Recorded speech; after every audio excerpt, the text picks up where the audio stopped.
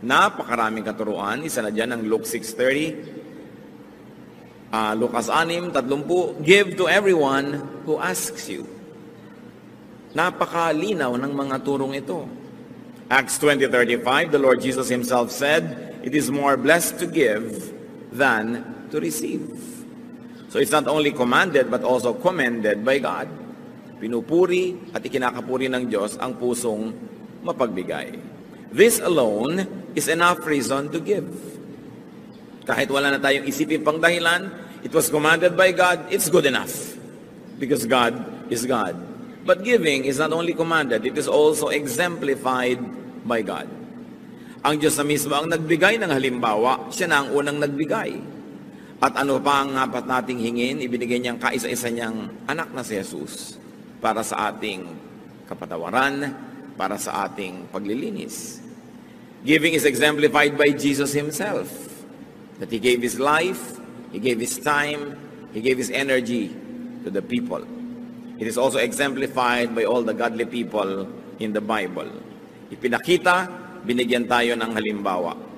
Mark 10:45, for even the Son of Man did not come to be served, but to serve, and to give His life as a ransom for many. The giving of Jesus, the giving of God, excuses no one from giving. Kung ang Diyos ang mga sa langit, kung si Jesus nga sa lupa nagbigay, tayo pa kaya na lahat naman ng ating tinatangkili ay natanggap lang naman natin sa Panginoon. Giving is also reflective of God. Ang Diyos ay liwanag. Ang tao parang salamin. Kung maganda ang iyong pag-uri ng salamin, pagtama sa iyo ng liwanag, ang liwanag na ito ay makikita rin ng iba. You reflect the light. Christians and believers, the people of God, are like gems. Gems by themselves don't sparkle. They only reflect the light. And because God is light and God is a giver, we who are mirrors and gems must reflect that giving spirit. The people who don't receive the direct giving from God will experience God's giving through us. Kaya nakikita nila ang liwanag dahil sa atin na nagpapatalsik ng liwanag na ito, oras na tayo ay tinamaan. Therefore, the mirror honors the light. Giving reflects God's character. Proverbs 14:31, whoever is kind to the needy honors God. Napupuri ang Diyos. At dapat naman na Diyos ang mapuri. Pag tayo nagbibigay, hindi tayo mismo. Bakit? Sapagkat ang ibinibigay naman natin ay natanggap din natin mula sa Diyos. Hindi naman tayo pinagmumulan. Taga-abot lang tayo. At sa pag-aabot natin, tayo man ay nakikinabang at maraming na ibibigay din sa atin ng Panginoon. Kaya napupuri siya at dapat lang na siya ang mapuri. 2 Corinthians 9:13, because of the service by which you have proved yourselves, men will praise God for the obedience that accompanies your confession of the gospel of Christ, and for your generosity in sharing with them and with everyone else. Kaya napakainam nung palabigay tayo, napupuri ang Diyos. Kung ang damot-damot mo, mapipintasan ng Diyos. Sabihin, ganyan ba Kristiyano? Ganyan ba yung mga born again? Ganyan ba yung mga pa-Bible? Ang damot-damot. Indirectly, napipintasan ang Panginoon. Pero pag kami mga palabigay, sabihin iba, bakit yung mga yan nagbibigay sa mga hindi nila kilala? Mga nasalanta ng bagyo, mga kung ano nagugutom sa kalye. Kasi mga Christian yan, napupuri ang Diyos. Kaya isang malaking uri ng pagsamba, yung pagbibigay. Di ba sa pagsamba, ang isa niyan, major component, praise. Pero pagka meron kang ginagawa araw-araw na palabigay ka sa kapwa at napupuri ang Diyos, pagsamba yun, kasi praise din yun. Hindi lang sa pagkaka-hallelujah, pagtataas ng kamay, pagtugtog, pagsayaw. Sa pang-araw-araw na buhay, we can do praise and worship. When God is praised and worship through our kindness. Giving also blesses the recipient. It spreads goods and goodwill. And beyond that, giving also blesses the giver. Kung merong napagpapala, pag may nagbibigay, unang-una na yung nagbibigay. Kasi kung hindi naman siya nabigyan na una pa, wala naman siyang ipapamigay. Kaya yun lang kakayahan niya na nagbibigay, ibig sabihin, nauna na siya ang tumanggap at siya ang na-bless. Pero hindi lang yun eh. Ang Panginoon kasi hindi ka lang binibigyan para ka makapagbigay. Pag nakapagbigay ka pa, lalo ka pa uling bibigyan. Paikot-ikot, paulit-ulit, walang katapusan yung cycle. Many of the things that God does is cyclical or are cyclical. Pagka ginawa mo ito magiging bunga. Pag nagtanim ka, aani ka. Pag umani ka, marami ka na naman buto, itatanim mo uli. Pag itinanim mo, aani ka na naman, paulit-ulit. At ganun din yun. Binigyan ka ng Panginoon, nagbigay ka, bibigyan ka uli. Makakapagbigay ka tuloy na naman. At dahil nagbigay ka, bibigyan ka uli. But when you enter the cycle of poverty and the cycle of selfishness, magdadamot ka, hindi ka magbibigay, therefore hindi ka bibigyan ng Diyos. Lalo ka ngayong kinapos. At habang kinakapos ka, lalo kang dadamot. Dahil self-preservation yung iniisip mo.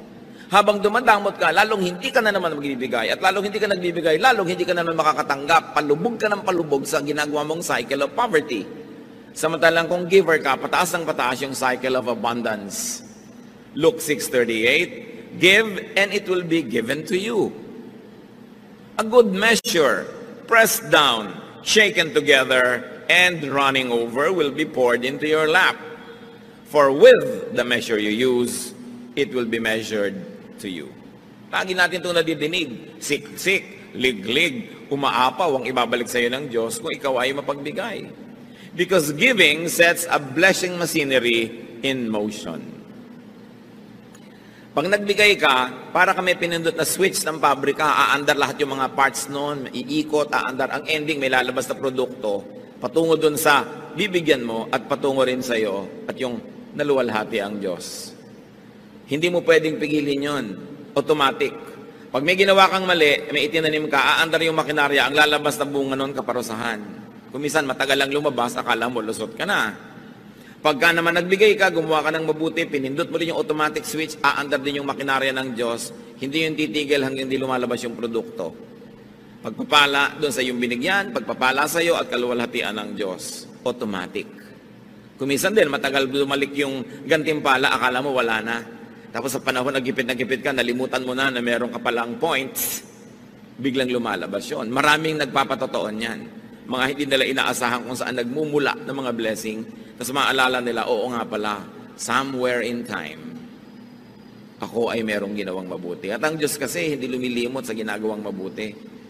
Ang Diyos kasi ayaw niyang may utang siya sa tao. Sino naman tayo para magpautang sa Diyos? Papayag ba ang Diyos na siya may utang sa nilalang niya? So oras ay kayo nagbibigay at gumagawa ng mabuti, susuklian niya ng sobra-sobra para at the end of the day, ikaw pa rin ang may utang na loob at hindi siya. Napakasimple ng logic na yon. Hindi papayag ang Diyos na siya itong may utang sa tao. Kaya walang pagbibigay sa kapwa o sa Panginoon ang nakakalugi. Hindi ka papayagan ng Diyos na malugi at mapintasan mo siya. Dahil yan ang kanyang katuruan. Giving pleases God. Therefore, it opens the door to followership to Jesus. Yung mga iba gustong-gustong sumunod kay Jesus. Tulad ng isang mayamang lalaki, sabi niya, anong dapat kong gawin para makasama sa inyo? Matthew 19:21, Jesus answered, if you want to be perfect, go, sell your possessions and give to the poor, and you will have treasure in heaven. Then come, follow me. Ang gusto ni Jesus na kasama, mayayaman. Pero mayayaman sa mabubuting gawa. Mayayaman sa kawang gawa. Mayayaman doon sa mga tinatawag niyang kayamanan sa langit. Treasure in heaven. Sabi nitong mayaman, gusto kong sumama sa inyo, ano bang dapat kong gawin? Sabi, pues, ipamigay mo ang iyong kayamanan nang walang maging hadlang sa pagsunod mo. Marami pong tao hindi makakasunod dahil ayaw magpamigay. Pero kitang-kita natin dito, ginawa ni Lord na isang requirement, hindi sa lahat ito ha. Marahil na ang taong ito, sobrang din ang pag-ibig sa kayamanan niya na hindi niya pwedeng ibigin ng Diyos kasi sabay, dalawa yung iniibig mo. Pero kung malinaw naman sa iyo na Diyos ang nauuna mong iniibig, nagkataon ka namang mayaman din, hindi naman kailangan ipamigay mo lahat yan. Pero ang point, kung alam mo na ito nang nakakasagabal, naglalayo sa iyo sa Diyos, paano ka susunod sa Panginoon kung may iba kang sinusundan at magkaibang direksyon ang pinupuntahan nun at magkaibang tinig ang tumatawag sa iyo? Malungkot na umuwi ang lalaking yon kasi hindi niya nabitawan ang kanyang kayamanan. Sayang naman kasi halos 2,000 taon na ang nakalipas. Sasandali lang naman siyang nabuhay. Hindi pa niya ginamit yung sandali na yon para maging masunurin sa Panginoon. Na kung ang hinihingi ng Panginoon sa kanyang pagsunod natin sa Kanya ay maging palabigay, this alone should motivate and inspire believers to give. What about the power to give? Bakit natin tinatawag na power ang nagbibigay? Sino po ang mas makapangyarihang tao? Yung kaya niyang manutok ng baril, bumaril ng kapwa, manakit, mangagaw, mangbuska, o yung mapagbigay? Higit na makapangyarihan yung mapagbigay. Bakit? Sapagkat tayo'y likas na mararamot. Tayo'y mga likas na makasarili. Selfishness is like the power of gravity. It is like the power of distorted natural law. It is the norm. It is what can be expected. Napakasama ng puso ng tao. Genesis 6:5, the Lord saw how great man's wickedness on the earth had become, and that every inclination of the thoughts of his heart was only evil all the time. Nakita ng Panginoon kung paano nahulog ang tao sa kasamaan na wala siyang iniisip kundi ang pagiging makasarili. Bakit ngayon malakas yung nakakapagbigay? Labanan mo yung force of gravity. Tatalon ka sa building pero hindi ka mahuhulog dahil there is so much power, tumataas ka pa nga, yun ang power. Yung merong kang gusto mo para sa sarili mo na ibibigay mo sa iyong kapwa, makapangyarihan ka sa tulong ng Diyos. Yung mga magulang na kakainin na lang ibinibigay pa sa anak, makapangyarihan ang kilos ng Espiritu sa ganung puso. Yun ang mga tunay na tagumpay. Yun ang tunay na sinasaluduhan na kapangyarihan. Yung matanggihan ang sarili at mapagbigyan ang kapwa. It takes so much resolve and energy and power to give. That is why giving is part of praise and worship. No true worshiper comes before God empty-handed. Kahit sa Biblia, sinasabi yun, huwag kayong haharap sa akin na wala man lang bit-bit. Why? Because giving is a triumph of the divine. Sa puso natin na may Espiritu ng Diyos at sa puso nating nananahan din ang Espiritu ng kasamaan, tuwing nagbibigay ka, ang nagtatagumpay ay yung Espiritu ng Diyos. Pero tuwing nagiging makasarili ka, ang nagtatagumpay, your dark side. The selfish side. Kaya isang pagsamba na may dala-dala kang offering. Kasi kung susundin mo lang sarili mo o si Satanas, hindi mo ibibigay yun. Panghihinayangan mo yun para sa sarili mo na lang. Yung maitanggal mo sa sarili mo yun at maiabot mo at maibigay, isang malaking tagumpay ng paglaban sa likas na pagiging makasarili. Pag nakikita ko po kung paano tayo nagsusuporta sa ating mga gawain, ano mga mission natin, ano mga project, talagang hindi ko mo mapigil ang sarili kong purihin ng Diyos. Because for every person that gives, there is a triumphant spirit. And for every person, of course, that withholds, it is so saddening, not only because there is no offering, but more importantly, dahil yung tao na yon natalo ng kanyang pagiging makasarili. Natalo ng udyok ng pagiging makasarili. Now, how can we be empowered to give? To obey and to praise God. How can we be empowered to give and be good to others? First, need and want less. Para tayo makapagbigay at magkaroon ng ganong kapangyarihan, bawasan ang mga listahan ng pangangailangan at mga hinahabol-habol at mga gusto.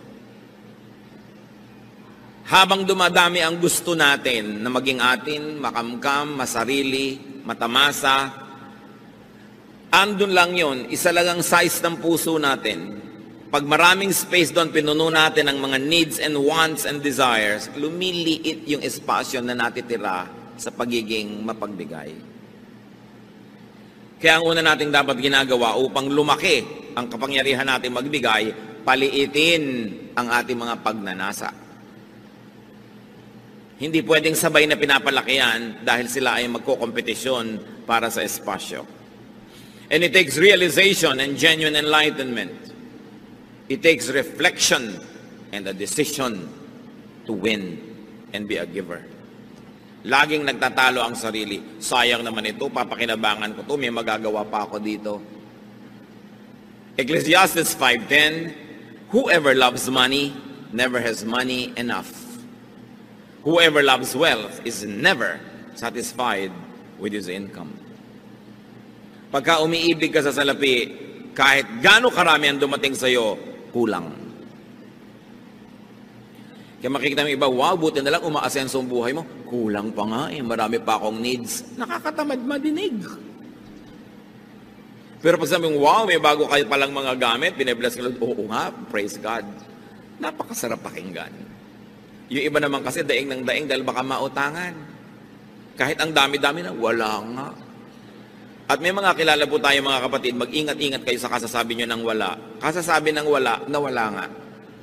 Because there is power in our spoken word. Yung meron ka na, daing ka pa ng daing, nawawala. Samantalang kahit konti, yung parang ang sarap-sarap mong magsalita na, wow, ang yaman-yaman natin, kahit konti, hindi sa pagyayabang, kundi sa pag-appreciate sa Diyos, dumadami. Subukan nyo. Sinabi nga ng Diyos, let there be light, nagka-light.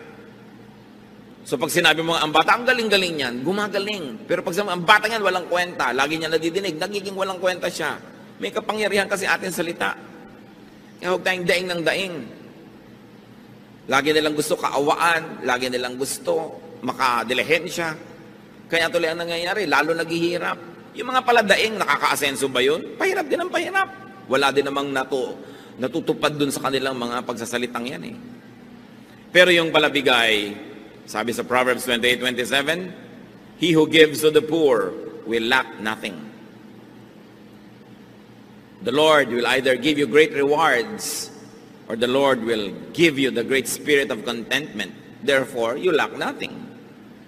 Paano ba nagiging mayaman ang tao? Una, kung dumami ang sobra-sobra niyang pera o kung kontento siya sa konti niya, daig pa niya mayaman.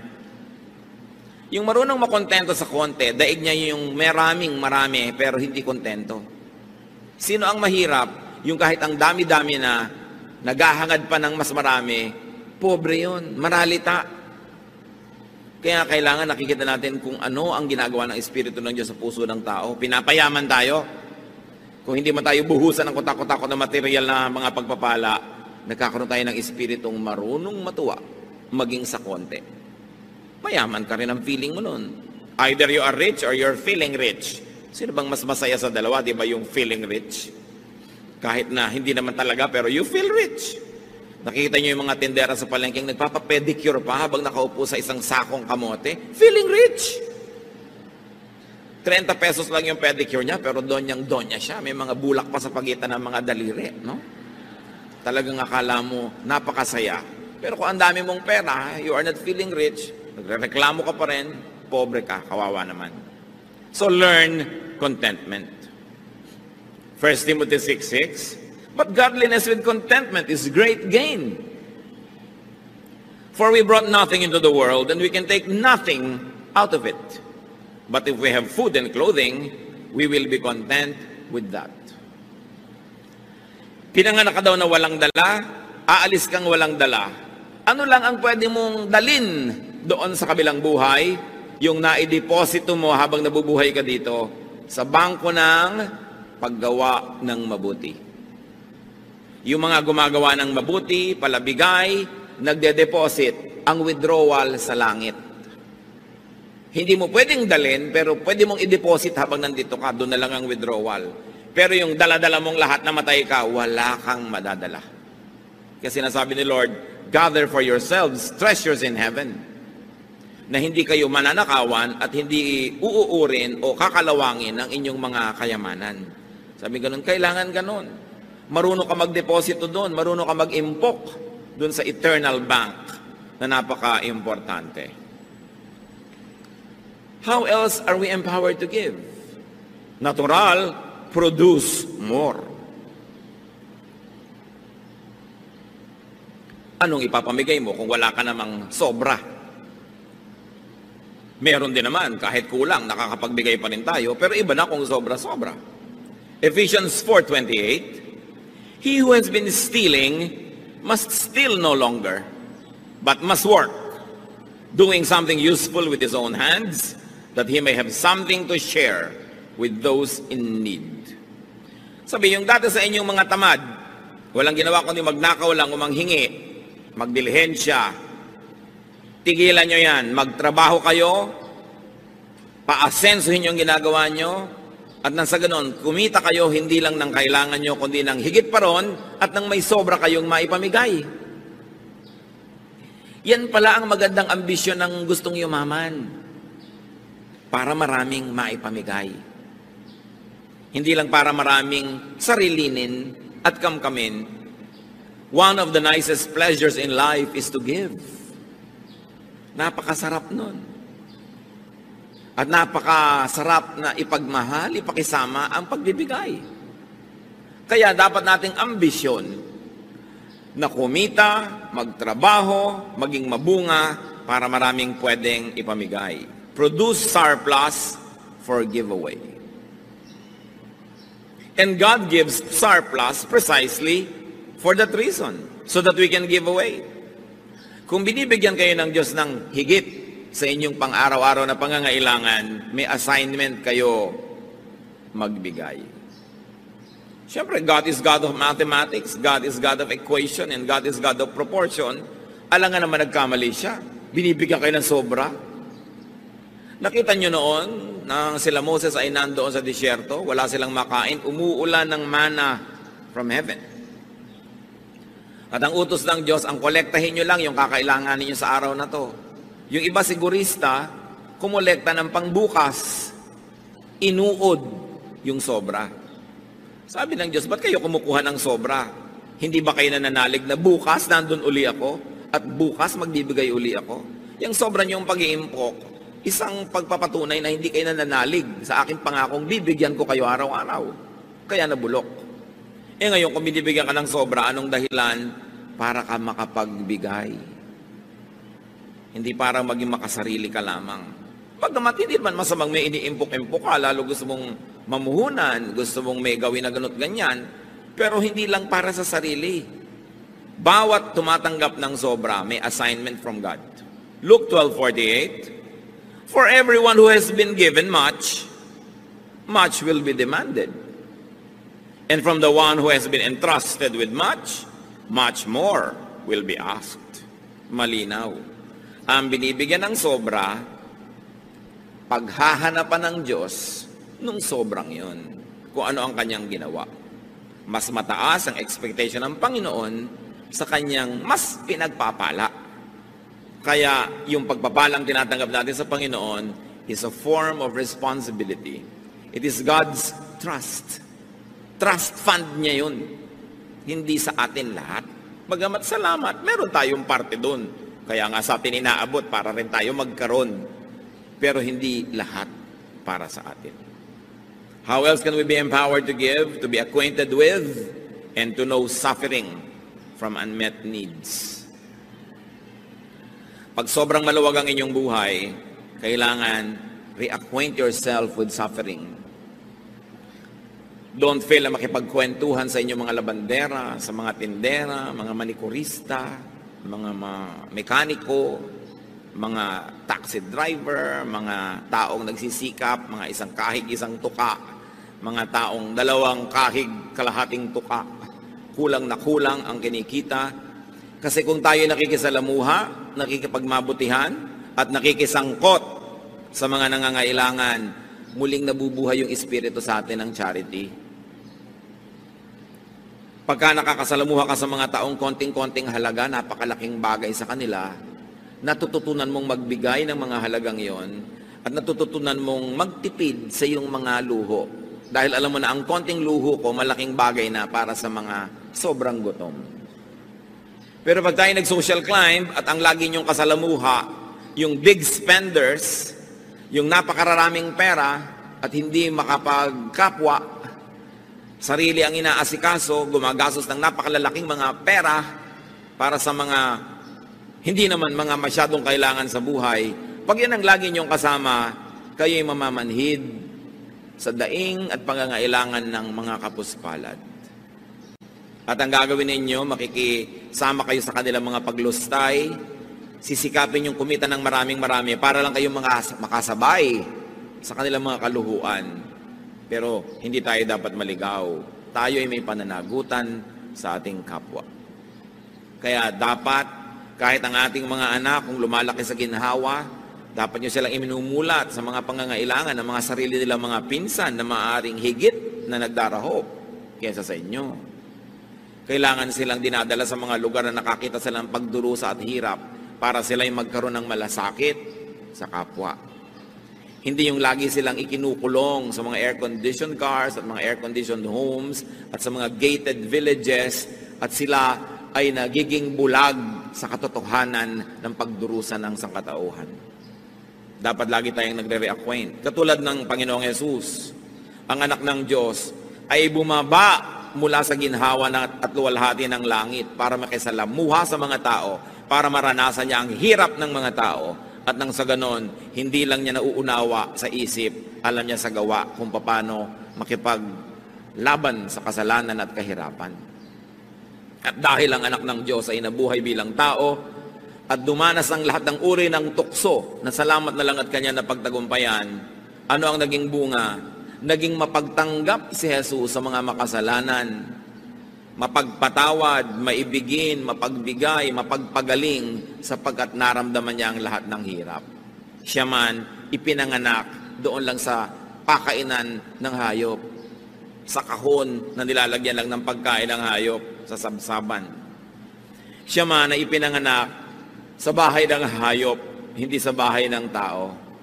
Siya man ay nabuhay sa isang pamilyang ubod ng hirap, sa isang napaka-makalumang bayan, sa isang kawawang nasyon na Israel na inaapi ng mayamang Roma. Alam ni Jesus ang pagdurusa, kaya marunong siya magbigay. Kaya ang ating mga kapwa na nanggaling sa hirap, tapos yumaman, dapat lumingon. Hindi yung tatalikuran mo na ng todo ang iyong paghihirap, at ang mga kilala mong mahihirap at pipilitin mo na ngayong makibarkada na lang sa mga mayayamang tulad mo rin naman ay galing din sa pusali at pare-pareho kayo nagpapanggap at nagbubulag-bulagan sa mga pangangailangan ng iba. Dapat ngayon ang galing sa hirap ang mas mabuti sa mahirap. Kaya ito naman ang ginagawang pang-uutos sa atin ng mga politiko, lahat galing sa hirap. No? Pero makikita ba natin talaga sa mga ginagawa nila ang malasakit sa mga mahihirap, liban na lang kung oras ng eleksyon. Pero ang totoo nun, meron silang pinefake. Kasi ang katotohanan, pag galing ka sa mahirap, you're qualified and you're empowered. At yung galing talaga sa mayaman, kahit naman siguro pa paano, may kamag-anak ka rin mahirap, alam mo rin kung paano maging mahirap. Dapat huwag tayong maging bingi. Ang Panginoon sa Hebrews 2:18, dinescribe, because He Himself suffered when He was tempted, He is able to help those who are being tempted. Dahil siya nakaranas ng mga panunukso, mabait siya sa mga nagkakasala at sa mga natutumba at nabubuwag. Dahil siya lang naman tong nanatiling nakatayo kahit natukso. Siya lang tong nanatiling walang kasalanan, lahat naapektuhan, lahat tinatamaan at nasasaktan at nagdurugo at nalulugmok at nadarapa. Ang naging epekto kay Jesus, ang pakikitungo niya sa mga makasalanang tao, naging mapagpatawad siya at mapalakop-kop sa makasalanan. Hindi naging righteous. Ngayon, kung lagi ka lang nasa seminaryo, nasa loob ng simbahan o opisina ng simbahan, nasa mga toreng garing at mga tore ni David na ang tataas, relihiyosong-relihiyoso ka, ano nagiging bunga? Lalo ka ngayong mapaghusga, lalo ka mapagmataas at hindi ka makapagpasensya sa nagkakamali. Hindi yan ang example ni Jesus. Ang example niya, naunawa niya na mahirap magpakabanal, maging yung babaeng babatuhin dahil nahuli na sa akto ng pangangalo niya, sinanggahan pa niya. Pero sabi niya, sin no more. Naintindihan niya. Kaya tayo namang aral ng salita ng Diyos, ang dapat nagiging bunga, naiintindihan natin yung kinakapos, hindi hinuhusgahan natin sila. Christians are a very peculiar people. We kill our wounded. Mabuti pa kumisan yung mga rebelde, yung mga kasamahan nilang nababaril, binubuhat. Tayo, pag may Kristiyanong nabaril ng kaaway at nasugatan, niyuyurakan, pinagchichismisan, pinagpipiestahan. We kill our wounded. This is not the example of Jesus. The example is to be acquainted with suffering and weakness so that we can help those who suffer and those who are weak.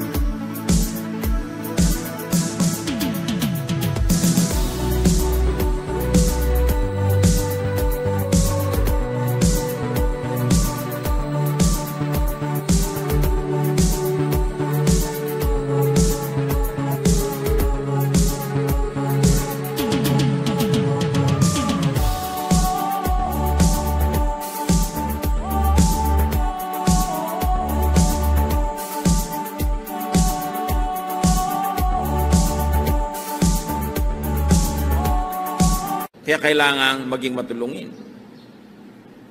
Pero hindi yan lahat eh. Kumisan ang nananaig lang sa atin yung ating dark side, but we have a bright side.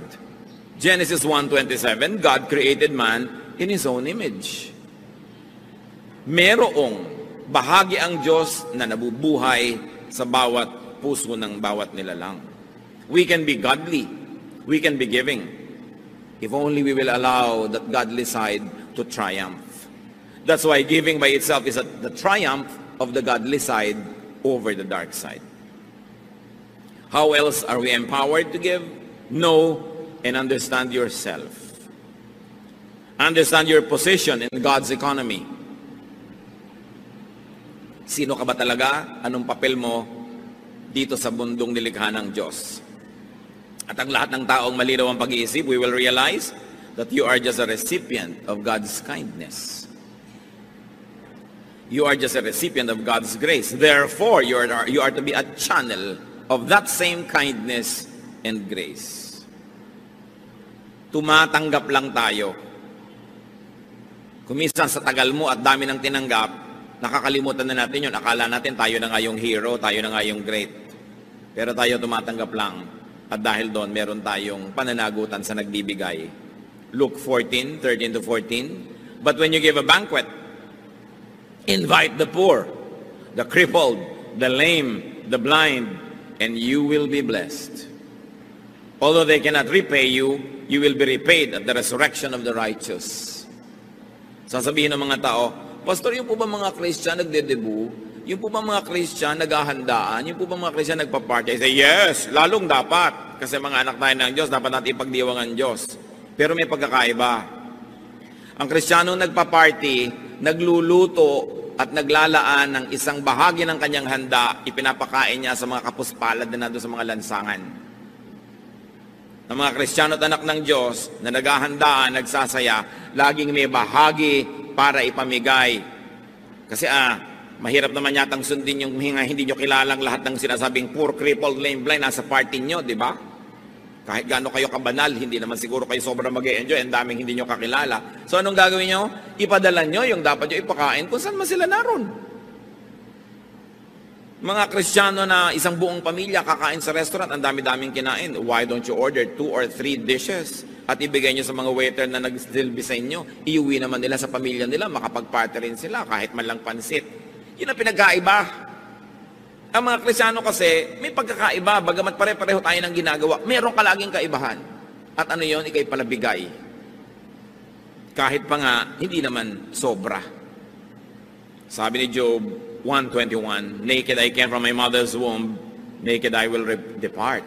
So don't take it all, and don't hold on too tightly. Huwag masyadong mahigpit ang hawak. Ang totoo niyan, dahil tayo makasalanan, we don't really deserve all the good we receive. We don't really deserve all the good we desire. Romans 3:12, all have turned away. They have together become worthless. There is no one who does good, not even one. So what is a great lie or kasalanan? That you deserve the good life. What we deserve is hell. Yun ang totoo nun. Dahil patuloy tayo nagkakasal at kinakapos. Kaya mga advertisement ng maluluhong mga bahay, kondo, maluluhong mga salon, spa, laging, you deserve the good life. Scientific ang mga advertising, ha? Ba't nila sinasabing you deserve? Kasi maraming kliyente, pag gumagastos ng marami talaga, nagigilty. Kaya para talikuran mo na yung guilt mo, sige na, gumastos ka na, you deserve it. Paulit-ulit yun. The life you deserve. The home you deserve. Di ba? Katulad ng mayamang lalaki na akala niya siya na talaga ang hero kung ba't siya yumaman sa Luke 12:19. Matapos siyang ang daming inani, inipon niya, nagdagdag pa siya ng mga bodega, and I'll say to myself, you have plenty of goods laid up for yourselves for many years. Take life easy, eat, drink, and be merry. Pero siya itinuwid ng Diyos. Sabi ng Lord, you fool, that's not the way. Not just because you work so hard, you have already earned it. The lie that we deserve good things desensitizes us to want, to get, and to waste more. Yung I deserve it naman eh. I worked so hard, so I deserve this. We are not really that good.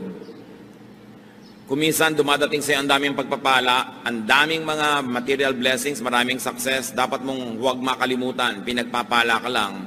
O tulad ng sinasabi ni Solomon, well, sinuwerte ka lang, huwag ka maniwala na ikaw talaga lahat ang dahilan kung bakit ka matagumpay.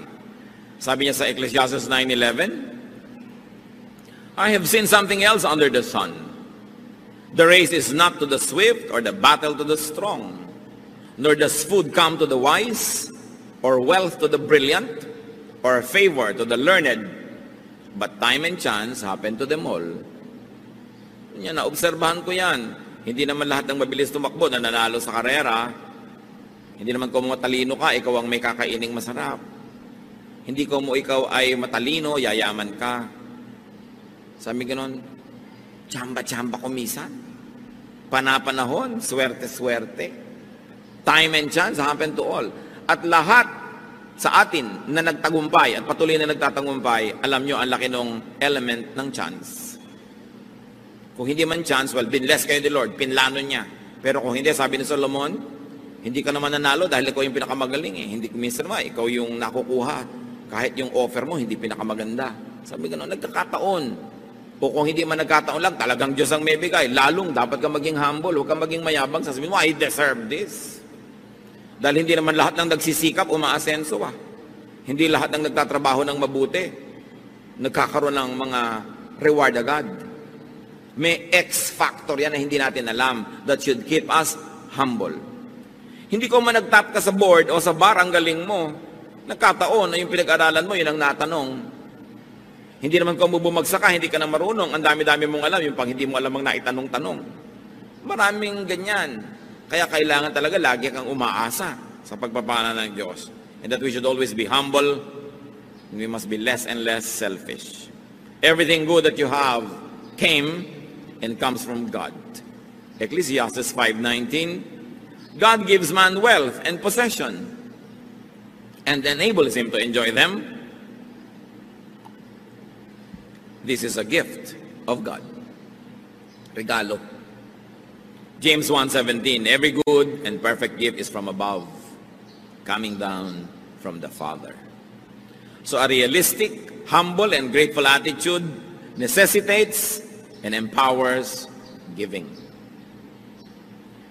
Pagka makatotohanan ang pagkakilala mo sa iyong sarili, ikay mapagpakumbaba at tumatanaw ng utang na loob sa Diyos, magkakaroon ka ng lakas para maging mapagbigay.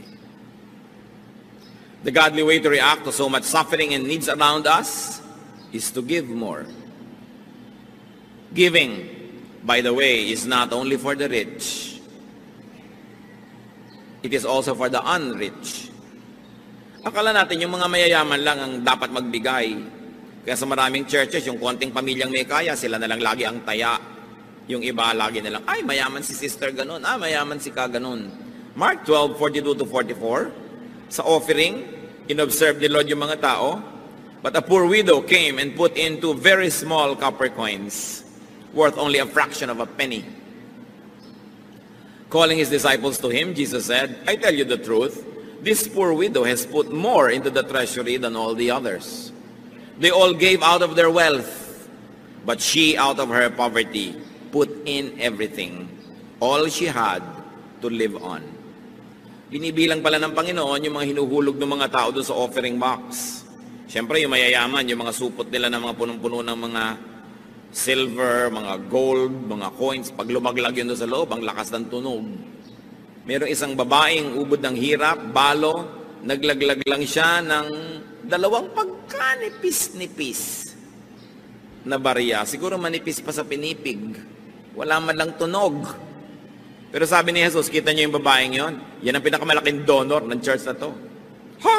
Ang liit nga ng binigay. Bakit siya ang pinakamalaking donor? Lahat binigay niya, wala nang natira sa kanya. Ang binibilang pala ng Panginoon, hindi yung inilagay mo, kundi yung natira pa sa'yo, matapos ka maglagay. At doon nakabase sa kanya kung sino ang biggest donor. Nakikita natin, giving is not only for the rich. Giving is for everybody. From each according to ability. That is how it should be. So you can give from your own neediness. Hindi yan excuse.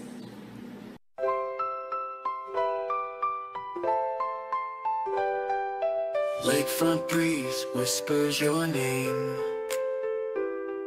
City lights dancing in neon flame. Heartbeats quick in a sweet refrain. Your laugh cuts through the summer rain. Electric dreams in your eyes so bright. Bassist grooves with all his might. Holding hands beneath the Willis Towers light. This windy city feels just right. The Navy Pier Ferris wheel spins above. As the music takes control, whispers of love. Oh darling, this magic won't fade. Beneath the stars a love parade. With you by my side unafraid. Magic's real, forever will stay. Guitar solo sings sweet serenade. Your voice is honey, love sweet parade. Chicago blues melt away the shade. In your arms, a future we've made. Drums are beating a rhythm so true. Never want this night to end, just me and you. 80s synth keeps the feeling new. Chicago magic forever will pursue. Oh darling, this magic won't fade. Beneath the stars a love parade. With you by my side unafraid. Magic's real, forever will stay. The doggone night, a memory to hold. A love story forever told. In this magical city our hearts unfold. Chicago night forever will hold.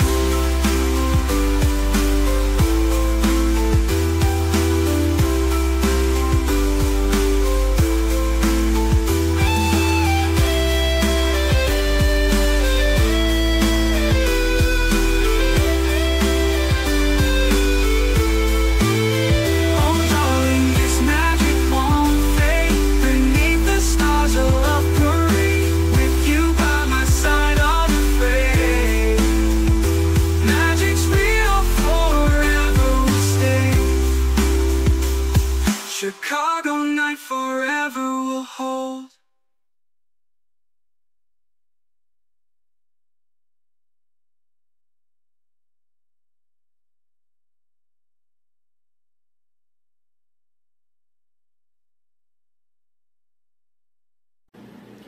Nung nagkaroon ng kontribusyon ng mga churches all over the known world, pati yung mga poor churches, akala nyo exempted? Hindi. Merong isang super hirap na church na puri masyado.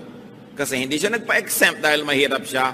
Siya pa ang nagpilit na isali siya sa mga magbibigay sa pangangailangan.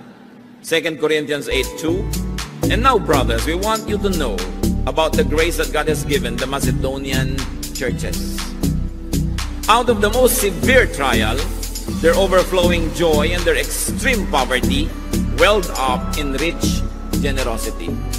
For I testify that they gave as much as they were able and even beyond their ability. Sabi ni Paul, alam nyo yung mga churches sa Macedonia, sa kabila ng kanilang sobrang mga kagipitan, lalo namang nag-umapaw ang kanilang pagiging mapagbigay.